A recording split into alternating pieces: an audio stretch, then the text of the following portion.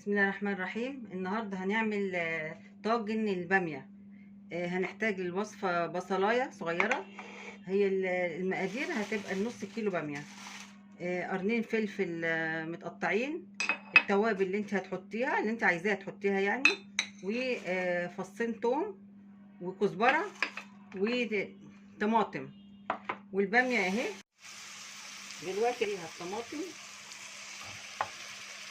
اهي،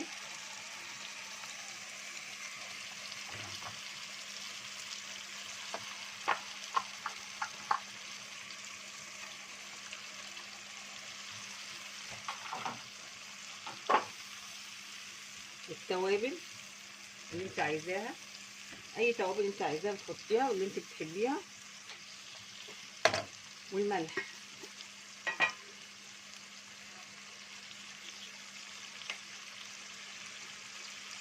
هاخدها يا دوبك كده بس يعني تشويحه خفيفه، وبعد كده احط الباميه، هخليها تاخد نص سوا، مش هخليها تستوي قوي يعني، نص سوا ونكمل سواها في الفرن. دلوقتي الباميه اهي انا خدتها نص سوا. الاول احط عليها نص معلقه سكر علشان خاطر انا حطيت على فكره دول قطيتين اللي انا عملتهم قطيتين، وحطيت عليهم معلقه صلصه بوريه، وهحط معلقه سكر علشان الحموضه بتاعه الصلصه او الطماطم عموما يعني. وبعدين بتدي طعم حلو ال... اسمه ايه، السكر طعمه حلو، بيدي طعم حلو. دلوقتي انا هحط الباميه،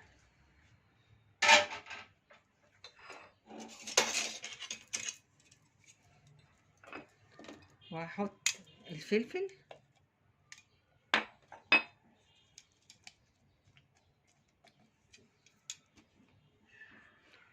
وكام فلفلايه بقى كده في النص كده بقى يدوا الطعم الحلو لما تطلع.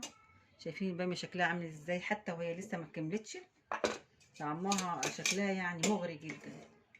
عايزه تعمليها بلحمه اعمليها، عايزه تعمليها من غير لحمه اعمليها. انا هحط اللحمه كده على الوش عشان تاخد لون برضو. انا كنت سلقاها اللحمه، لازم اسلقها طبعا لانها مش هتاخد نفس السوا كده.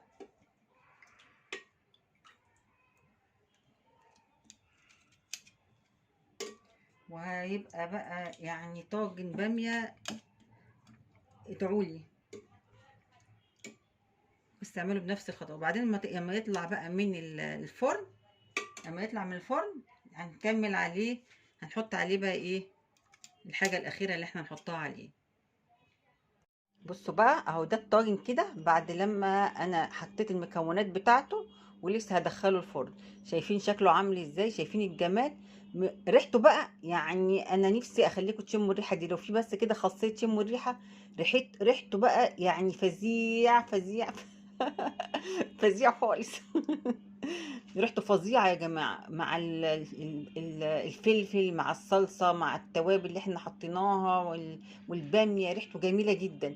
والباميه شفتوا شكلها اخضر ازاي، دي الباميه اللي انا مخزناها ولسه كانت لسه خضره وطلعها من الفريزر ولسه بلونها الاخضر. ان شاء الله اخلص يخرج من الفرن ونحط عليه التكايه الاخيره واقول لكم اتفضلوا معانا بقى. الحركه دي الطشايه دي بقى كده على وش الباميه،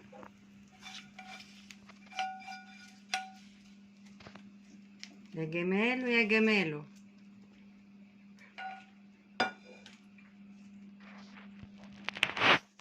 شايفين شكل الباميه بقى عامل ازاي لما خرجت من الفرن؟ بصوا الجمال بقى والطعمه، عايزه انط فيها واعوم.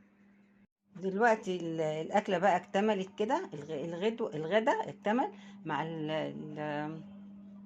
المخلل البلدي بالخيار وفلفل وجزر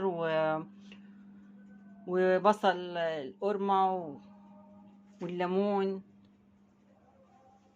والعيش البلدي الجميل والرز. واحلى اكله بقى تاكلوها.